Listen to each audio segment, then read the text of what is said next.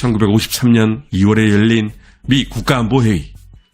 이 자리에서 아이젠하워는 중립화된 개성이 북한군 측의 기지로 사용된다는 보고를 받고 개성을 전술핵으로 공격하는 방안을 제안했습니다.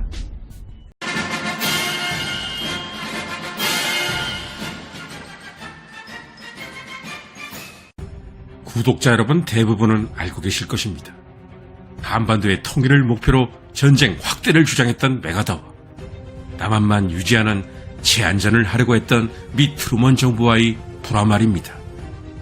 그런데 이 문제는 우리 생각보다 단순하지 않습니다. 왜냐하면 이것은 당시 미국에게 중요한 곳이 아시아인가 아니면 유럽인가의 대결이기도 했기 때문입니다. 트루먼에게 해임당하고 2달이 지난 1951년 6월 14일 메가더는 텍사스주 의회에서 아시아의 중요성을 강조했습니다. 우리의 제1방어선은 엘베강이나 라인강이 아니고 압록강입니다. 아시아가 안전해야 유럽도 안전합니다. 아시아에는 이미 미국의 적이 도전장을 낸 상태입니다. 아시아에서 패배하면 나토도 소용이 없게 됩니다. 아시아에서는 싸우기를 거부하면서 유럽에서는 싸운다고 하면 그 누가 믿어주겠습니까? 현지 사령관인 메가더와 미 트루먼 정부, 이 두 전쟁 주체 간에 벌어진 다툼의 결과는 지금까지도 한반도에 영향을 끼치고 있습니다. 과연 어느 쪽이 옳았던 것일까? 최소한 하나는 결론이 나왔습니다. 2025년 현재 미국의 운명을 좌우할 정도로 중요한 지역은 당시 트루먼 정부가 주장했던 유럽이 아니라 메가더가 강조했던 아시아라는 사실. 중공군은 1950년 10월 25일에 처음으로 한반도의 모습을 드러냈습니다. 그러나 미군이 중공군의 대규모 참전을 눈치챈 것은 그로부터 무려 한 달이나 지난 1950년 11월 25일에 와서였습니다. 무려 30만이 넘는 중공군이 후방까지 들어와 있는 상황. 이런 절망적인 상황이 되자 메가더는 이런 전략과 요구사항을 제시했습니다. 첫 번째, 지금 병력으론 승리할 수 없다. 6에서 7개 사단을 더 증파해달라.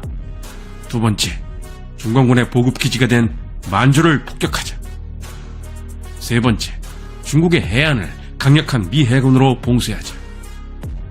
네 번째, 장제스의 국민당군을 지원하여 한국전에 참전시키자. 하지만 메가더 장군의 이런 요구들과 전략들은 그 시점에서 단 하나도 채택되지 못했습니다. 오히려 이런 요구들 때문에 그는 너무 호전적이며 3차 대전을 초래할 위험이 있다며 매도당하고 비판받아왔습니다. 1980년대, 아니 최근까지도 6.25 전쟁에 대한 수정주의 해석이 유행을 한 적이 있습니다. 바로 브루스 커밍스가 대표적입니다. 6.25 전쟁은 38선에서 일어난 남북한의 무력 충돌이 자연스럽게全면전으로 발전한 것이다. 하지만 이제는 러시아와 중국의 비밀 문서가 공개되면서 수정주의 이론이 완전한 헛소리였다는 것이 밝혀진 상태. 최근 들어서야 우리는 제대로 된 진실을 알 수 있게 된 것입니다. 과연 메가더의 전략과 주장들은 터무니없이 잘못되었던 것일까? 우리가 미처 알지 못했던 그 이야기, 지금부터 시작합니다. 메가더가 옳았는가? 미 트루먼 정부가 옳았는가 하는 문제. 이것은 지금이 아니라 이미 6.25 전쟁 기간 중 밝혀졌습니다. 다만 우리에게 잘 알려져 있지 않았을 뿐. 이것은 정말 아이러니한 일이었습니다. 왜냐하면 메가더가 해임된 이후 미국 정부는 메가더 장군이 주장했던 것을 그대로 다시 검토하거나 재추진했기 때문입니다. 메가더의 후임으로 유엔군 총사령관이 된 리쥬웨이.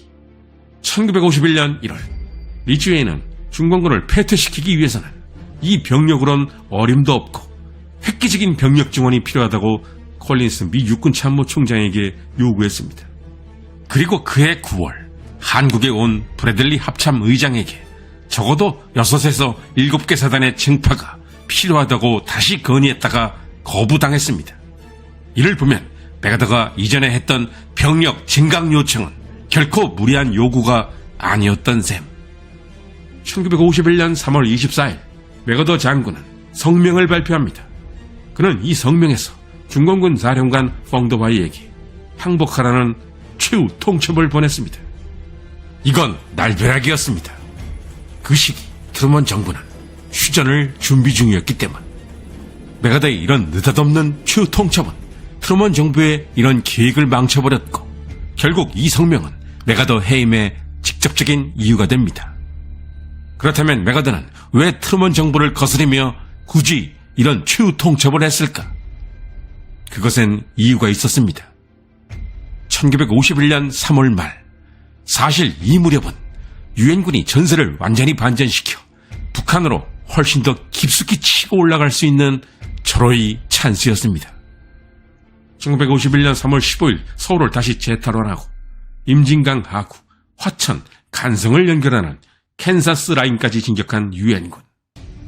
미 8군 사령관 리지웨이는 메가더 장군의 명령만 떨어지면 이참에 평양 원산 라인까지 다시 치고 올라갈 기세였고, 앞을 가로막는 중공군은 재정비를 하느라 정신이 없었기에 그야말로 막을 자가 없었던 상태. 따라서 진격만 한다면 제2의 북진이 다시 재현될 분위기였던 것입니다. 만약 이 무렵 병력 보강을 해주며 유엔군 총진격을 허용했더라면 한반도의 운명은 지금과는 많이 달라졌을 것입니다. 메가더가 그토록 줄기차게 주장했던 만주에 있던 중공군 보급기지 폭격 문제는 어땠을까? 1950년 12월 미국의 4개 제향군인 단체장들은 트루먼에게 공식 서한을 보냈습니다. 만주의 보급기지 폭격을 비롯한 작전 전권을 메가더에게 부여하라. 만약 메가더의 주장대로 중공군이 본격적으로 넘어오기 전에 압록강 철교를 박살내고 만주 지역을 폭격했다면 이후 청천강 장진호 전투에서 미군이 중공군에게 그토록 끔찍한 피해를 입는 일은 없었을 것입니다. 하지만 트루먼 정부는 만주를 폭격하면 3차 대전이 일어난다며 모두 거부했습니다. 그런데 우리가 알지 못했던 일이 이때 벌어졌습니다. 메가더 해임 6일 전인 1951년 4월 5일 트루먼 정부가 만주 폭격에 대한 종래 지침을 변경했던 것. 유엔군이 대규모 공중 공격을 받는 경우 유엔군 사령관이 중국 본토에 있는 비행장에 대해 공격하는 것을 허가한다. 이 명령은 국방장관과 국무장관, 대통령의 승인까지 떨어졌습니다. 그러나 대통령 승인까지 떨어진 이 명령을 미 합참의장 브래들리는 메가더에게 알려주지 않았습니다. 나중에 브래들리 합참의장은 메가더 장군이 그 명령을 수행함에 있어 너무나 빠른 결정을 내릴지도 모른다는 두려움 때문에 그랬다고 해명했습니다. 결국 그 명령은 1951년 4월 11일 이후 후임자가 리지웨이가 된 후에야 전달되었습니다. 메가더가 주장했던 중국 해안 봉쇄도 마찬가지였습니다. 휴전 협상이 난항에 부딪히고 휴전 회담에 공산 측이 비협조적으로 나오는 상황이 벌어지자 미 합참은 중국에 압력을 가할 목적으로 메가더가 과거에 건의했다가 거부당한 중국 본토 해안 봉쇄를 승인했습니다. 만약 이때 메가더 장군이 있었다면 중국 해안을 봉쇄하는 조치를 취했겠지만 메가더 장군의 후임자인 리지웨이에겐 그럴 의사가 없었습니다. 원자폭탄에 대한 주장도 마찬가지였습니다. 이전에 다른 컨텐츠에서 메가더와 핵폭탄에 대한 진실을 자세히 다룬 바 있습니다. 우리에게 이상할 정도로 널리 알려진 사실. 메가더 장군이 원자폭탄을 북한이나 중국에 사용하려고 하다가 해임당했다는 이야기. 그러나 그것은 사실이 아니었습니다. 오히려 원폭 사용 검토는 미국 정부가 했고 그것도 한두 번이 아니었던 것. 트루먼의 후임자인 아이젠하워 대통령. 그는 하루라도 빨리 휴전협정을 맺고 전쟁을 끝내고 싶었습니다. 하지만 중국 측이 휴전회담에 성의 있게 나오지 않자 중국 본토에 대한 핵폭탄 사용을 매우 진지하게 검토했습니다. 1953년 2월에 열린 미 국가안보회의. 이 자리에서 아이젠하워는 중립화된 개성이 북한군 측의 기지로 사용된다는 보고를 받고 개성을 전술핵으로 공격하는 방안을 제안했습니다. 원자폭탄은 이제 미국의 병기창 가운데 있는 그냥 하나의 다른 종류의 무기일 뿐이다. 이후 공산 측이 휴전협상에 응했기에 망정이지 한바탕면 개성이 전술핵으로 공격을 당할 뻔했던 셈. 장제스 국민당 군대의 활용 문제는 어땠는가? 1953년 2월 아이젠하워 대통령은 휴전회담이 만족스럽게 진행되지 않는다면 미 7함대는 더 이상 마오쩌둥의 공산 중국을 장제스의 군대로부터 지켜주지 않을 거라고 경고를 하고 나섰습니다. 이는 장제스의 군대를 동원하겠다는 의미. 이러한 사실들을 봤을 때 맥어더 장군의 제안들은 전쟁 광해 주장이라며 일방적으로 비난만 당할 것은 아니라는 점을 매우 잘 보여줍니다. 그렇다면 이쯤 돼서 의문이 생깁니다. 만약 맥어더 장군의 요구를 맥어더 장군이 주장하던 그 시점에 실행했다면 미국이 걱정하던 3차 대전이 벌어졌을까? 미국이 걱정하던 3차 대전은 바로 미국 외 유일한 핵보유국 소련과의 전쟁.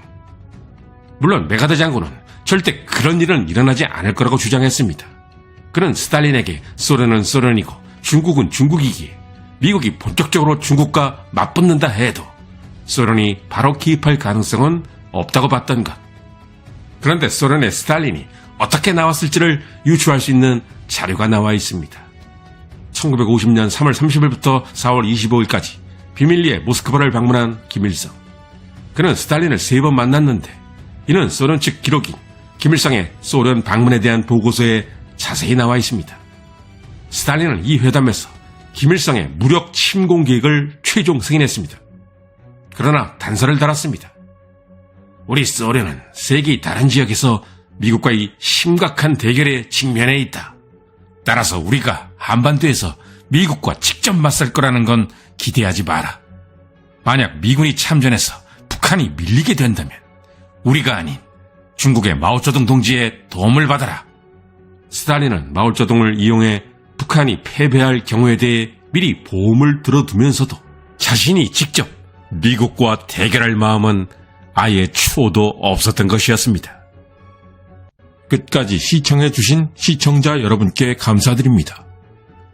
다음에도 유익하고 흥미로운 컨텐츠로 찾아뵙겠습니다.